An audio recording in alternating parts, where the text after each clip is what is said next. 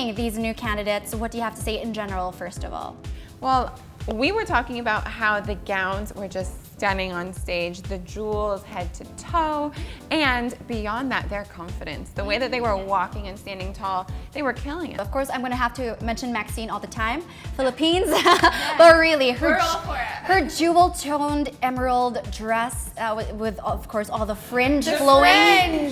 The way it moved, it moved was so. It was so unique. I have not seen something like that, and especially when you're a country that's following your, predecessor, right? That has, been the Miss Universe. You want to have something that doesn't necessarily resemble them. You want to stand out on your own. It fully stood out, and it definitely was her own statement piece because, as we know, Pia created such a statement with her blue gown at finals, and so this was nice to see a whole different take on what an evening gown can be. Okay, next we have Miss Venezuela with her surprise theatrics. Yes, we have to talk about Venezuela's gown because it was the crowd shocker of the night. You heard the entire crowd gasp, literally, and then a thunderous applause erupted. So it really was, it was a shocking gown, it was different, it was very, very bold, and you need that out of Miss Universe. You've got to be able to make strong, confident choices, so I liked it. You sure do have to make bold choices. When she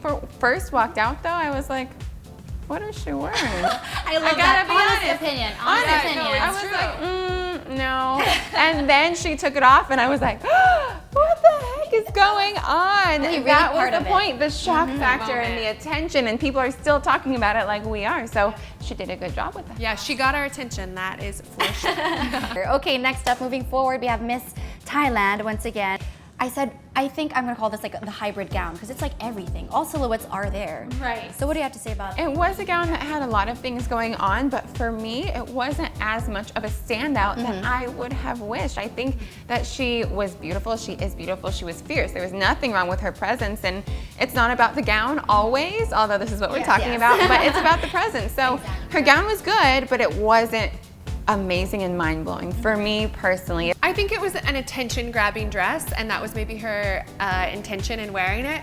And I thought it was beautiful, and it goes back to that it really is all about confidence, and she is confident. So I think it's not about the dress, even though we're talking about evening gowns. Yes. But it was a dress that got my attention, and then my attention actually went to her face, and her face is all confidence. Okay, so third on the list for our evening gown competition, one person that really stood out as well, basing on the online hype, was Colombia. So what do you guys have to say about that? I know we have differing opinions on this dress, but Colombia has been a front runner on both of our lists since even before she got here. She's strong. But for me, the dress, I have high expectations for Colombia. Ariadna's dress, Paulina's dress, they were phenomenal. They were like everything a dress in my mind should be. And then when she came out, I just didn't feel like it was figure flattering. While it was attention grabbing and it got me there, I just didn't feel like it showed how, curvy and sexy. I love that. You have to do this when you say curvy. But for me, it was distracting and it didn't do anything for her body. So while it's a pretty dress, it was a no for me. All right, how about you, Nia? Yes or a no? And we're so opposite with, because I actually love the dress because I feel like it represents a bit of her culture. If you look back at like Paulina Vega's national costume, it's one of their more traditional dress styles. And Colombia's dress has that kind of style. It's more of a traditional style. So I think it's kind of like a throwback to her culture, which I think is beautiful. And it still was flattering and it still was eye-catching. So I feel like if you have a chance to throw it back to your culture and you feel confident in it, why not? I love it.